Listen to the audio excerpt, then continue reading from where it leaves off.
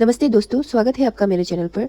आज मैं आपको ऐसी एक कहानी बताने वाली हूँ जो एक सपने की तरह शुरू हुई, लेकिन कुछ ही महीनों में एक बड़े विवाद में बदल गई। बात कर रहे हैं रचल गुप्ता की, जो 2024 में मिस ग्रैंड इंटरनेशनल का टाइटल जीतने वाली पहली भारतीय बनी।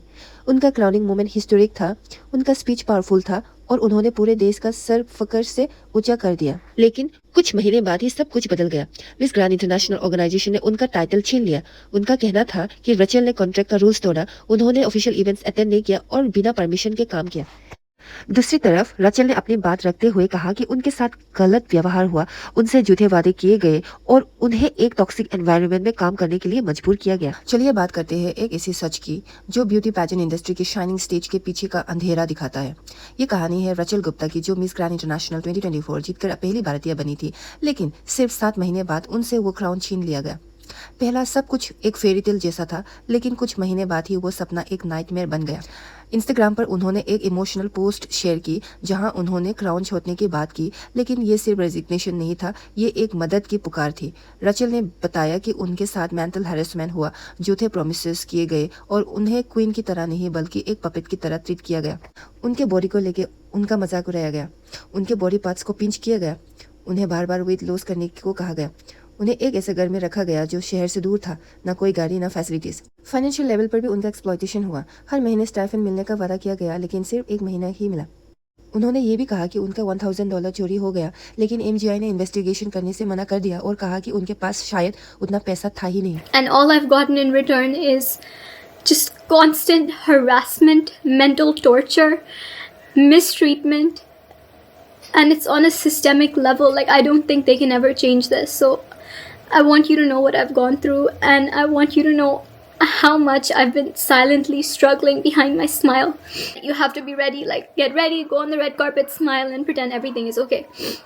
Literally would meet on the red carpet and just smile and pretend like everything is okay, and like we're best friends, and they're Papa Nawat and Mommy Teresa and me, and we're just one happy family, you know. But the truth is, they don't know if I'm frankly alive or dead until we meet on the red carpet and smile for the cameras together. That's all they care about. I mean, it's unbelievable how they treated me. They couldn't even provide me basic amenities. You know, you think after winning that, oh my God, like it's a dream come true. The organization is going to take care of everything for me. But that's not true. Immediately after winning, they moved me into a cramped hotel room, a small little hotel room where even all my suitcases, they couldn't open properly. Like, there wasn't enough space for that. And I lived in that hotel room for more than a month. More than 1 month. And from there, they shifted me to a dilapidated house, okay, which was way on the outside of the city, like an hour or an hour and a half away from the city center, from MGI Hall, the office, everything. And over there in the house, I had no car. They didn't give me any way of getting around. So I was basically stuck in the house until they decided that they need me. जैसे ही रचल ने अपना लम्हा video upload किया जिसमें उसने organisation के साथ अपना अनुभव को खोलकर बताया, तुरंत ही एमजीआई ने भी कई फोटोज, स्क्रीनशॉट और उनके ईमेल कन्वर्सेशंस को अपलोड कर दिया।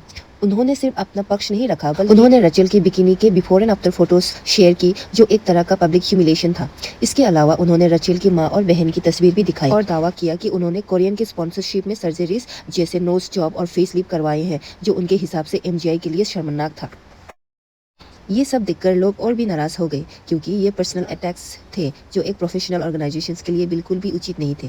सबसे शॉकिंग तब हुआ जब नवात ने रचल पर फेक डेट ऑफ बर्थ का इल्जाम लगाया, एक डॉक्यूमेंट शेयर करके जिसमें 1995 दिखाया गया, लेकिन उस पोस्ट में गलती से मिस इंटरनेशनल 2016 काइली बारजोसा का फोन नंबर भी दिख गया।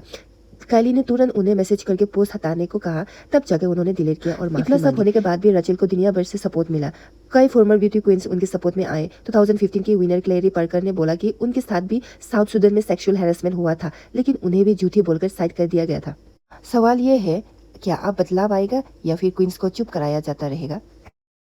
अगर आपको ये वीडियो सच दिखाने वाली लगी हो तो लाइक करें, शेयर करें और चैनल को सब्सक्राइब जरूर करें। आपका सपोर्ट मुझे ऐसे छुपे हुए सच सामने लाने में मदद करता है। कमेंट्स में अपनी राय जरूर बताएं। चलिए एक ज़रूरी बातचीत शुरू करते हैं।